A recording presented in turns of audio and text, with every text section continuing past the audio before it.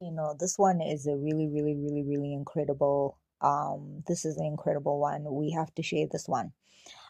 So client is at a level now in her unfolding where she has gone from seeing the light around people's bodies to seeing the light around plants.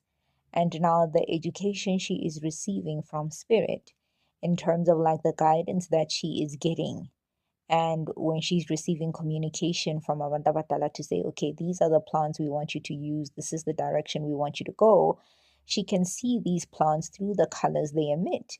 Because the people of the Dogon believed that there is a spirit to everything. People have spirits, that light around the body. Plants also have spirits that light around their body. Animals have spirits that light around their body.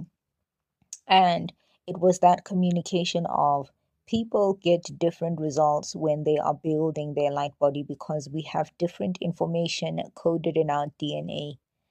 Some people are genetically predisposed to see aura colors, like this particular client, and other clients, they are genetically predisposed to other things where, for example, the last or the recent case study where a client is just super radiant and everything seems to be flowing to her like she's just a super magnet, right? And she is able to do certain things with her womb that gives treatment even to her partner, where the partner's physical body physiologically reacting to the changes that she's done. So it's like she has entered or accessed a different layer of her spiritual gift. And I think this is so beautiful. It's so beautiful. Let's talk about it. Let's map it out. I do trust and believe in my heart that this information will help someone. It will expand someone's understanding. It will help us all understand the different layers of Umoya. That when you are talking about Umoya, what are you talking about? Because now, understanding that helps you to understand nature, and when you understand nature, you are more connected with nature. The more connected you are with nature, the stronger your connection with consciousness is, right? Because I know a lot of people right now, a lot of my own clients are struggling with the different distinctions between, all right, fine, there's this, which is what I've grown up on and what I've grown up with. And then there's this other information that you're talking about, which is very different to what I've known my entire life. And it's important to be able to open yourself up to that new, because everything in the simulated environment goes against nature, right? Everything in the simulated and created environment goes against what is natural. So the people of the Dogon were people that were insanely, they were connected. They were deeply, deeply, deeply connected with nature. And this is why they were able to come up with new farming technologies and things that um, other parts of the world are still benefiting from today. You must understand that the people of the Dogon are people who knew about star systems that the Western environments didn't even know about, that they only knew about after the invention of telescopes. So, this means that these people were so connected with nature and so connected with nature's intelligence that they were able to pull from spirit in ways nobody else can. And I feel like this is what client is tapping into right now. It is insane, it is beautiful, it is incredible, it is magical, and I want you guys to hear it. And remember the progression with the eyes and the light. So now what's happening is that I see plants everywhere. Of course, I see plants everywhere. But Gogo, I mean, I see plants everywhere. Imagine if you are taking a picture of something, but the focus is on a particular area. So it'll be like in a group, one thing will be singled out and shine brighter, and then the background will be blurry. That's how some plants pop up to me. Kengoku. And it's weird because I was like, huh? And I kept adjusting because I wear glasses. So I would adjust my glasses and wipe them off. I'm like, why is that one bright? And then only to find why it's got medicinal properties. And it's it's really exciting because I've been embracing it. I've been boiling stuff, I've been crushing stuff, I've been blending stuff. This morning I discovered something called iboza. It's a tree that's been there. It's just been there um in the yard for quite some time. And then this morning it's just been nagging at me. It's been nagging at me for at least 3 weeks. I've even taken pictures of it and I'm like, hey man, what is this? And I'm like, I need to discover what wow Indoni Lena. And then Izolo, a colleague, gives me a packet full of these herbs. And he's like, try this if you've got a cough. I'm like, oh, I remember this plant. Only to discover it's the same plant that's been nagging at me to come and take a look at it. I have a picture of it. I'll show you. I took a picture of this plant because I'm like, why are you shining so bright? And everything around you is just blurry. But this plant is just like calling out my name, basically. I can, yeah. But yeah, that's what's happening right now. Plants I've never looked at twice. It's like they're calling me by name. It's like they're gesturing to me. It's like their leaves are bigger. Their leaves are brighter. The even the plants in Endlin, in my room, they're growing at a rate that's scary. I got creeped out Sunday when I noticed that there's a cactus. Is it called a cactus?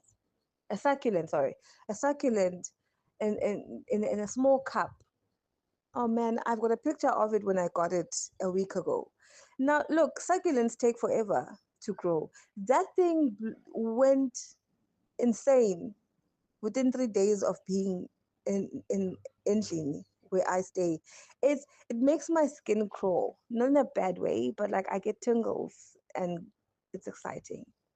But yes, that is where we are right now, Coco. And I love it here. Absolutely love it here. The auras haven't changed, the lights haven't changed. It's just, we are here now. Tokozani Coco. I hope this makes your day as much as it's been making me happy for the last 3 weeks, I guess. Yeah, Tokos. Thokozani gogo. I hope that nivukile, niyaphila, niyaqhubeka ngamandla. I've got another. I think this is exciting for me. This is really, really exciting. Um, Also because I've got memories of my grandparents being inyanga, not izangoma, but besebenza with amakhambi. Growing up, it was just a thing that one of my grandparents did. I was aware of it on the paternal side. I wasn't aware on the maternal side, but this feels like a maternal. And this is because a few years ago, I had a dream that my mom and I were traveling to one of her family's old homes. Ingati indawo that she hadn't been there before or hadn't been in a long time. So we traveled together in full sangoma regalia and ndifike payana, and in one of the huts, it's one of those huts where you enter on your knees. So ingathi ndiyangena, and as soon as I walk in, it is a full wall of, it's just green, it's lush, it's when I meditate and do the clenching and you say I must, and I do the heart, and I imagine myself in a green space. I honestly always place myself in that lush green room with herbs and flowers and plants everywhere. And then get in that room. I'm not sure if you can use this as a case study, actually. I don't know. But anyway, you'll decide. But in one of the room, in that room, bekukhona utatomkhulu. But in the dream, he wasn't like old and whatnot, but uqinile, like maybe in his 60s, but indoda uqinile. And he doesn't say anything to me, but he's smiling and acknowledges me and has a conversation with the mama. I can't remember this conversation. But I knew it was an introduction to Utadomkulu. Again, nothing to me. And then he hands me ivimbela elbomvu. And I can hear him in my mind because he's not saying anything, but I can hear him. I know he's talking to me, and he says, "Do you know what this is?" And I go, "Yes, I do." And then he asks me again, and I realize that he's not asking me, "Uba, oh, do you know that ivimbela?" He's asking me like, "Do you know how to use this and when to use it?" And then ndivume, and he hands it to me, and I take it. But the point of this update is that in this room, it was so gorgeous, so lush, and so it was just herbs everywhere. And it felt like he's not isangoma, but ulichwele. Uyinyanga, I think inyanga, they say it in Zulu, but ngapha emampondweni, lichwele, sebenza ngamayeza. So in comes me. Now, I've always loved plants. And interestingly enough, the love grew for plants ever since that dream. And this dream happened maybe in 2021. Good morning, Tawaza Kopa. Thank you so much for the explanation and the voice note. It makes so much sense. I actually didn't even know. It's also intriguing that you can fetch stuff with your womb. That I did not know. So I'm very anticipated for the case study that you're going to be doing. I can't wait to actually listen to it, watch it. And yeah, that makes so much sense. You made it so clear. And yeah, it's like it just makes sense. It's like it just makes sense. So um yes, I'm just in awe. I'm still in shock about a lot of things. Like I don't understand how things got. I didn't. It's scary to me because of, like I said, it was a lot of years of enduring and suffering. So it's all foreign, but I'm also open to feeling all of it. It's just that it's coming through. I feel like it's gushing through. I can feel that my energy body is different. I can feel that things around me are just different. Like I can feel myself that I'm different. I can feel the change of aura. I can feel how sometimes I can just go downstairs, go out, um, like maybe go to the shop or going through like the rubbish and all of these things. And the way that people are looking at me, sometimes the way the kids are looking at me, sometimes people are just greeting me. There was a day where this man came from behind and he just, I don't know him, but it's like he just, like he came and he hugged me. He's like, "How are you?" And I'm like, "What the hell is going on?" I was just, this is so weird. Sometimes the ladies are smiling, but it's mostly like men that are just looking at me, smiling and greeting. So yeah, with the order change, I can definitely feel it. I'm so happy. It feels lighter. One thing's for sure, I don't feel heavy anymore. I always suffer from pains, back pains in specific places. And every time when I used to go and get femback, they would take stuff off of that place. But I don't feel those places anymore. I don't have those back pains anymore. And I do feel super feminine. I feel so feminine. I don't even have to dress feminine, but I just feel so feminine. It's just crazy. It's just so crazy. And even the fact that he took out his last money for me, it's like, oh, whoa. So, yes, I'm anticipating for the case study. And thank you so much, Coco. Like, yo, you, dude, I'm so glad that we crossed paths and I met you and your breathing work and all of this. I want to do more and I just want to do more because it feels good. I even started doing it just because it feels good. It was no longer because I want to do something, like I want to get something. No, it's because it just feels so good. Like this all feels good. So, and it's scary at the same time because it's like, before good things would come, but I could feel that it's like a timeline. Afterwards, shit is about to hit the fan. Now the good is just prolonging. Since this year started, it's just been good. Like we're in April now. I'll be lying if I say something bad has happened to me. I will be lying. And all thanks to breathing work. Like I think the breathing work affects us all in different ways. So I don't have an expectation of what I want the breathing work to do. Even when I go through the case studies to see the reviews, obviously from the other clients, I don't have an expectation because I know it works differently for us. And I actually get anticipated to say, oh, I wonder how it's going to work for me. So thank you so much, Coco. Honestly. A Different World was my favorite show when I was in college, but I'm gonna be real, my class that I'm teaching would have never been allowed there. We're going to officially name the series Occult Secrets 101. In some of our oldest civilizations, they believed in the Ba and the Ka, and I'm going to explain what that is today. So, the Ba is the soul and the spirit. Everyone has vital essence and the breath of life in them when they come into this world. The Ka is going to represent that double vital essence. Together, these words make the word bank. So, what does our Ba and our Ka have to do with creating a bank? Everything is contract. And I made sure to put it in bold letters so people understand it.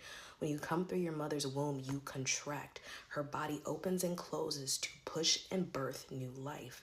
So when you dock your ship on land, you have your ba and your ka separated and polarized. When you're in the hospital and a mother is fresh having a brand new baby in a hospital, which is considered to be a port or a portal, she is giving new life and she is given paperwork to sign and contract the baby into a new system. So the expression of will is polarized. When you are inducted into the company or the family store, which is the United States of America, you are separated from your ba and your ka. Half of you becomes a ghost. It becomes a thing that is developing credit systems, that is developing the workforce, that is creating everything around you that feeds, houses, and clothes you. They essentially become your parents. Now you may be wondering, what is the An for? Well, the An is to represent the god Anu, who was the Mesopotamian god of the sky. So when you think about who owns the banks, who owns the land, those belong to the lines of the king and the priest. This is why they give you religion at the beginning of your life, to ligament, religion, re-ligament, or re-legion. That legion was a legion or a group or a band of people binding you into a system where you will contract in and out, working for their system, going to their colleges, working their 9-to-5 jobs, because you become a part of that corporation. The word corporation and the word corp comes from corpse or a dead body. That's where your ghost or your double vital essence comes in. So when you see your name on a piece of paper, critically ask yourself, is this paper me? Am I signing this, or is this my physical flesh being bound into a system? Now, the question you may ask yourself is, what's the quickest way out the front door? The way I like to describe it is leaving your parents' house for the first time. If you do not know how to live, if you do not know how to create, you lose that creator potential from the minute that you enter into that system without the knowledge of how to build. And they changed this knowledge to becoming like gods because people forgot how to start creating for themselves. You will have nothing. So we don't rush out of the door just because we hear the word sovereignty and freedom sounds good, because freedom starts as a concept of the mind. You're a combination of, I drew masculine and feminine energy together. This creates the double helix. This is the energy and the life force that is within you. This is why you are encouraged to polarize all things throughout your life, left or right, red or blue. And you forget that all of these vital essences make you you. You make all of your life decisions and your choices based off of the things that are bound into your programming as birth. So when we learn about occult topics like what is actually going on with our government systems, with our financial systems, it's really about finding out how powerful your spiritual vital essence is. When people talk about the grid and the firmament, what they're speaking about is the vital life essence that comes from each person that is built to create and project a system. Because remember, you are biomagnetic energy. You are a mix of masculine and feminine. When that light is projected out through energy, meaning the jobs you're working, the labor you're working, all of a sudden you feel drained. This is why these jobs don't enlighten people. They don't make them feel better. They put them into a construct. And that construct is that contracted feeling. They cannot give birth to something new because they are stuck and they're trapped down here. But it's interesting because this is actually the sign for Earth. And so you're down here and you're grounded, but you cannot ascend back to the place where you came from, which is the Omega. This is also the sign of the Aleph. So when you ever hear if you ever hear, somebody talking about the Alpha and Omega, that's what they're discussing. So this is just a tidbit of a very long course load that I'd be willing to teach, but you guys can come to my page whenever. I'm always here.